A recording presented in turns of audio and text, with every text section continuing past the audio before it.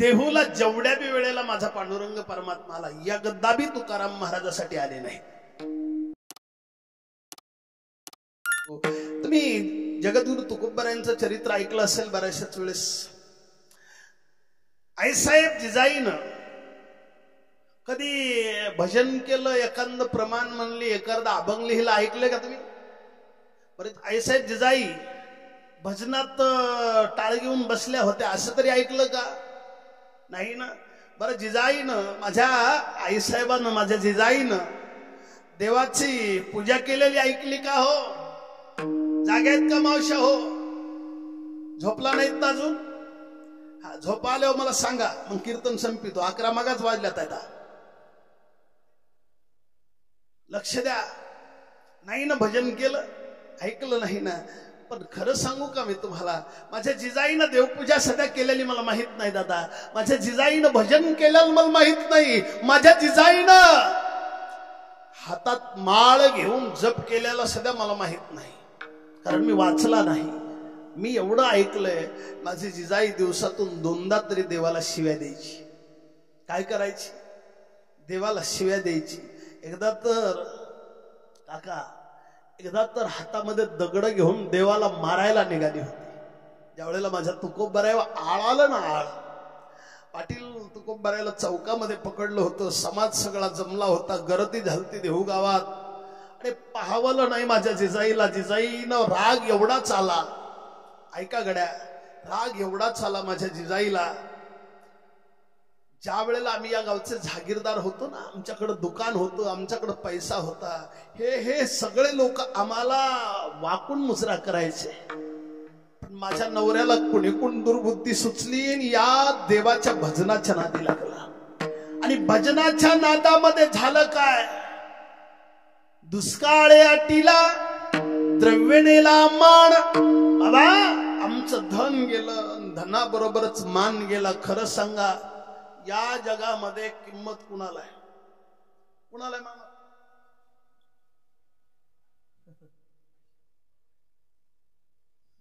या जगामध्ये किंमत कुणाला आहे? पैशावाल्याला. ज्याच्याकडे पैसा आहे त्याला किंमत आहे दादा. आमच्याकडे पैसा नाही म्हणून किंमत नाही आम्हाला. माझ्या मालकावर अन्याय होतोय, पण कोणीच बोलत नाही माझ्या नवऱ्याकडून. लोक बोलतायत ते पैशावाल्या लोकांकडून. आणि याच्या नादानं याचाच काटा काढते म्हणून दगड घेऊन गेली होती. पुढचा चमत्कार झाला. ज्या गोष्टीचं आळ आलं होतं त्या गोष्टीनं, त्या म्हणजे एका बाईचं आळ आणलं होतं पाटलांत तुकोबराव. त्या बाईच्या गर्भानं आवाज देऊन सांगितलं, तुम्ही ज्या तुकोबराव आळ घेतात त्यांचा आमचा काही संबंध नाही, मी पाटलाच आहे. गर्भानं सांगितलं, हे देवानं केलं. पण कधी दगड घेऊन गेले होती जाई. खरं सांगू का, देहूला जेवढ्या बी वेळेला माझा पांडुरंग परमात्मा आला, एकदा बी तुकाराम महाराजासाठी आले नाही. ऐका, एकदाही नाही. जेवढ्या बी वेळेला देव आला देहूला, त्यावढ्या वेळेला फक्त माझ्या जिजाईसाठी आला.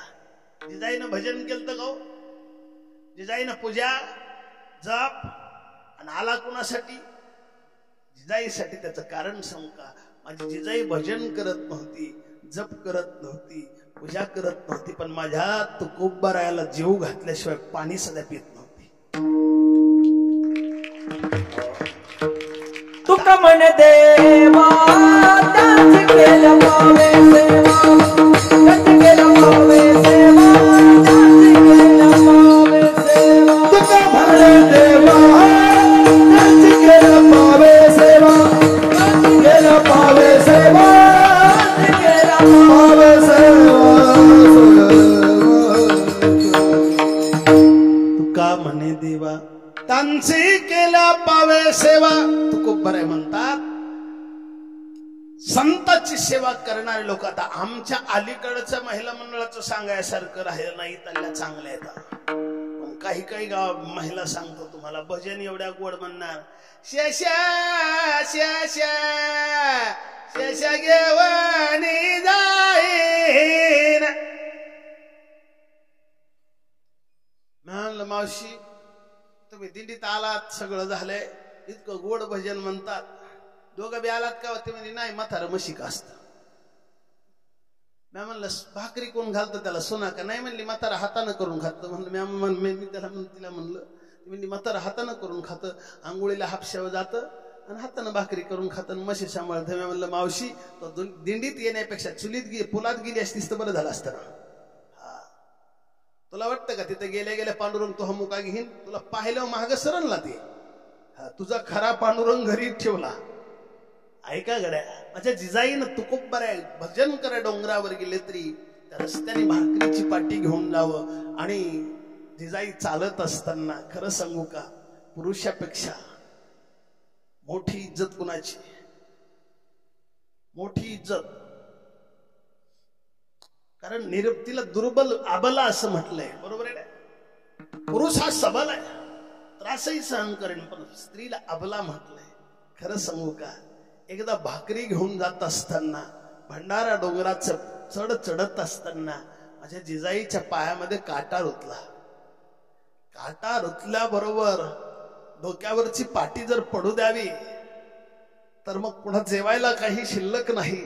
तशीच पाटी पाय आदर धरला आणि डोळ्यातून पाणी आलं. जिजाई म्हणते, अहो ऐकलं का? मला चालता येत नाही हो, पायात काठाय माझ्या, थोडं अलीकडे या ना. पण तो कोपर आहे, भजनात दंग होते. तेवढ्यात गुराक्याचं रूप धारण, काटा मोडल्या पंढरपूरचा देव तिथं आला आणि त्यानं विचारलं, माय काय म्हणताय देव? पहा माय, काटा मोडलाय तुला, मी काढू का तुझा काटा? ते म्हणले, काढ रे बाबा काढ. काटा काढला. बरं, देवाचा पायाला स्पर्श झाल्यावर काट्याचं होते दुःख पुन्हा त्रास राहील का? दुःख राहील का? पाय एकदम दुखायचा थांबला. आई साहेब म्हणतात, काय हुशार आहेस रे, मला काटा काढल्याला कळू पण दिला नाहीस, किती छान आहेस रे तू. काय नाव बाळा तुझं? लहान रूप घेऊन आलता ना देव, काय नाव बाळा तुझं? ते म्हणलं, मला कोणी पांडू म्हणतं, कोणी विठू म्हणतं. मग जिजाईला थोडा राग आला. म्हणजे चांगला दिसायला गोड आहेस रे, सगळं गोड आहे, पण नाव तुझं लय दोड आहे. ते म्हणली का? तिने सांगितलं, काय सांगू राजा, याच नावाचं वेड माझ्या नवऱ्याला लागलं. आमचा सगळा सोन्यासारखा प्रपंच जिकडं तिकडे गेला. काही असू दे, तुझं नाव बदल, दगड्या ठेवू, धोंड्या ठेवू, कोंड्या ठेवू, पण ही काय नावं चांगली नाही. त्यांनी सांगितलं, माय लोक म्हणतात, मी काय करू त्याला? कोणत्या गावचा रे? पंढरपुराहून आलो माय. तूच? ए मावशांनो, आम्ही पंचपक्वान्नाची पूजा करतो माझ्या देवाला. 56 भोग असतात देवाच्या नैवेद्याला. ऐका ऐका ऐका, त्या 56 भोगातला नैवेद्य देव स्वीकारतो का नाही मला माहित नाही गड्या. 2 भाकरी होत्या टोपल्यामध्ये, काटा काढला. आहे साहेब पंढरपूरचा म्हणलं, त्याला झिडकारलं, बाजूला गेल्या. महाराजांना जेवायला वाढलं. ताटामध्ये 1 भाकरी वाढली होती. आईसाहेबाचा नेम असायचा माझ्या जिजाईचा, आधी तुकोबरायण जेवावं, शिल्लक राहिलं तर मग खावं, नाही शिल्लक राहिलं तर दिवस तसा काढावा. जागे आहेत ना तुम्ही? दिवस तसा काढावा. 2च भाकरी होत्या. महाराज कधी 5 कोरा खायचे, कधी 1.5 खायचे, कधी 1.25 खायचे, शिल्लक राहील तेवढं. कारण त्यांचं विधेय अवस्था असायची, ते काय राहतं ह्याचा विचार करत नसायचे. महाराजांना जेवाया वाढल्याबरोबर हे तिथं आलं. दाढीला काठी लावली, चित्र डोळ्यासमोर आणा. दाढीला काठी लावून असं उभं राहिलं. कोण? कोण? देव देव देव देव देव उभा राहिला. ऐका, देव उभा राहिला.